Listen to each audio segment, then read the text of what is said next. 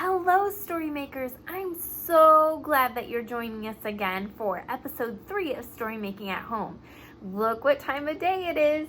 That's right, on our schedule, it is time for story making. So let's get to it. So remember, it's the imagine part. This is where we're going to imagine new possibilities together. So yesterday, we really were exploring and playing and making with a limited number of materials from nature. And some of you, oh my goodness, I'm becoming so inspired about the pictures, and some of you are emailing us and some of you are posting, and I want you to continue to do that so we can inspire so many other kids that are learning at home, okay? So yesterday we learned how to think like a story maker, okay? And this is the lesson part because we know every time we come together, we're gonna do a lesson. And this is just reminding us what we learned the day before. We learned that every time that we think like a maker or story maker, there's a time where you go off and you're really with your materials and you're just imagining and you're thinking about all those different things and you don't know what might happen, but then you start to play, and as you play, an idea starts to form in your head, and then you start to make a plan and said, oh, I'm gonna make that. I'm gonna make what I'm imagining. And then at the end, we do some kind of sharing together. So all the time, and also I wanna point out that this doesn't just go in a step-by-step. Like you might imagine and play a little bit, and then I have to think about that again and play and make, and then sometimes you're like, I don't like what I made, so now I'm gonna play again and think about making something else.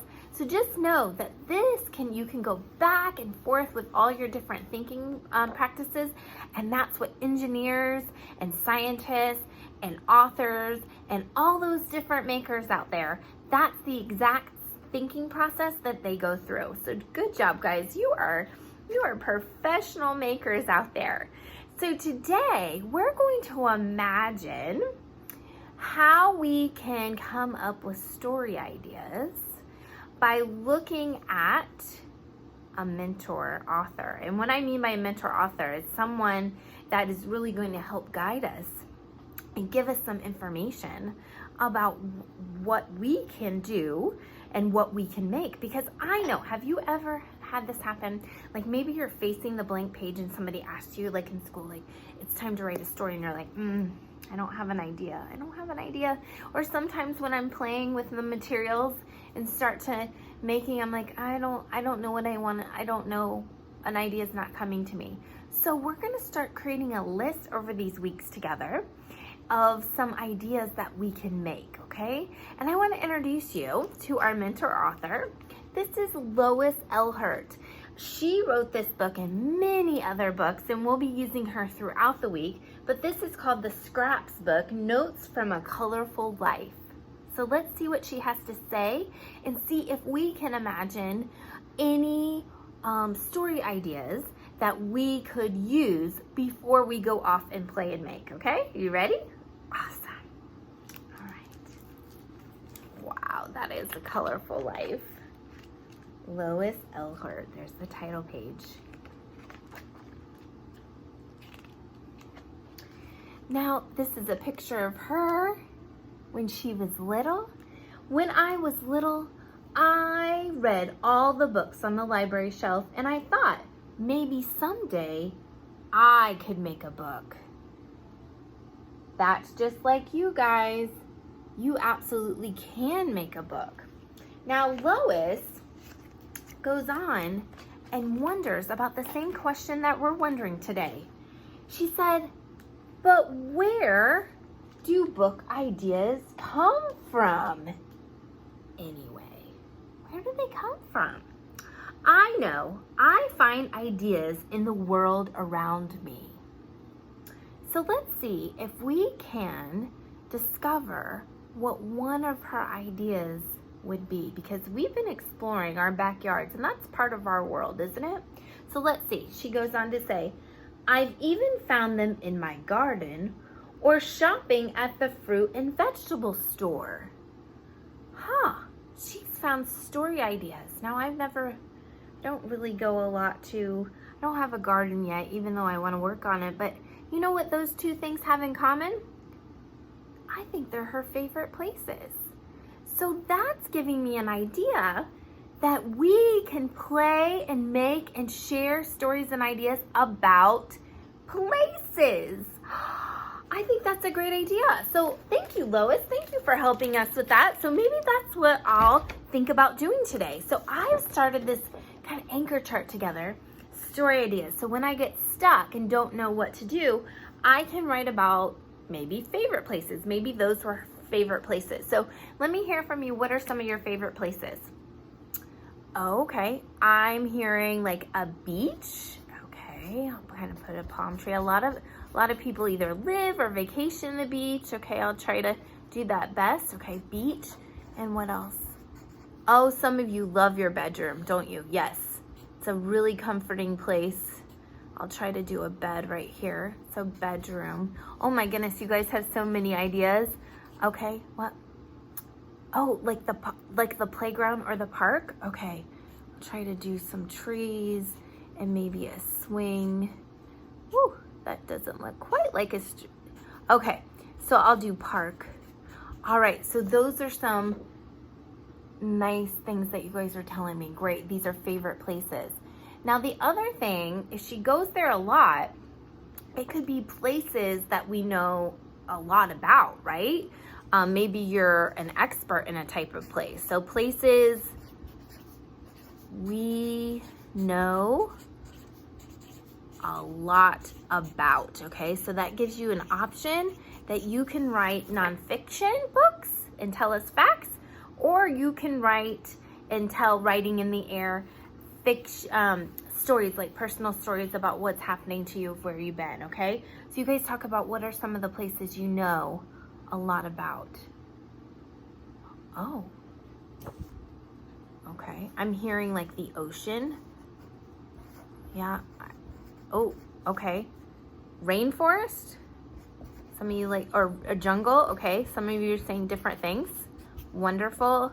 Okay. You guys go ahead and jot that down on your paper, or maybe in a notebook you want to start keeping, so when you get stuck you can go to these things, and if you don't write the words you can just sketch a picture. Okay, all right, wonderful.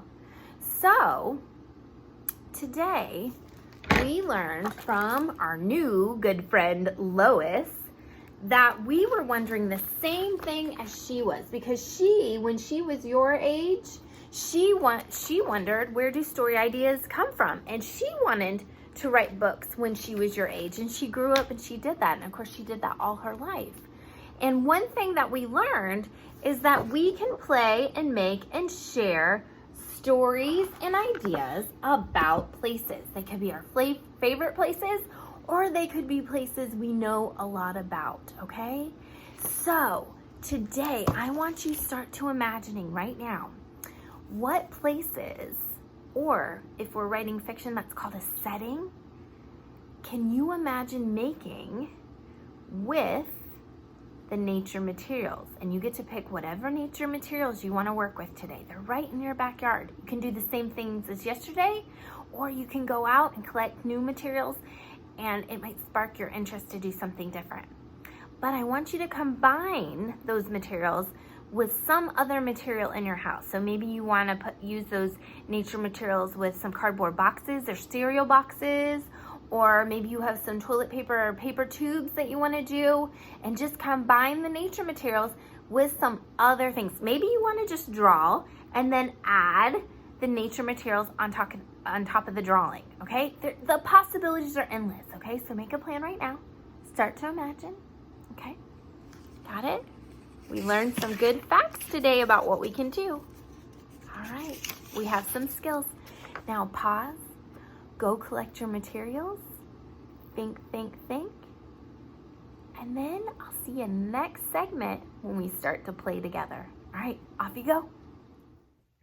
Did you guys get your materials? Great.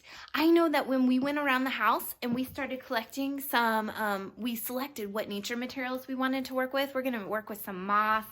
The boys picked out some pine pine cones and some wood slices. But then we found some paper tubes that we're going to use, all these paper tubes. And then we also found some cardboard boxes. But what we noticed is that we needed to change the shape. So we had to go back, stop and pause, go back and get scissors and go back and get some tape. So if you have those things, you might want to pause and do that. But when you're ready to play and make with us, go ahead and press play, because now it's time for play and make. Now, we started just opening up the box, and then one of the boys had an idea of a place that we could make. And Cole, what did you say that we wanted to make? A reptile zoo. A reptile zoo. So he already had some intention, and so then we found this box that said enjoy. So we went and got our alphabet chart and we wrote the reptile zoo, and we're gonna hang that sign on our structure. And then Kai, who's this box a home to? I don't know. Didn't you say it was going to be a Turtle. a turtle? So right now we have some turtle and a tortoise, yes, and we have some snakes going on there with snake food. So we're gonna continue and play and make, and go ahead and you can pause so you spend lots of time exploring your materials and having fun and playing. And we'll see you when we're ready to share. Go ahead and press play. Play. That's the share part. Now it's time for our maker talk. So I want to share with you, and you'll see a picture at the end of our entire reptile zoo that we made together as a family. But what I realized is that we kind of imagined a new category. We learned from Lois that we can make our favorite places, right? But then we could also write facts about places we know a lot about. But as I was building with my family today, we had never been to a reptile zoo, so I made a new category called Places We Imagine, and I added that.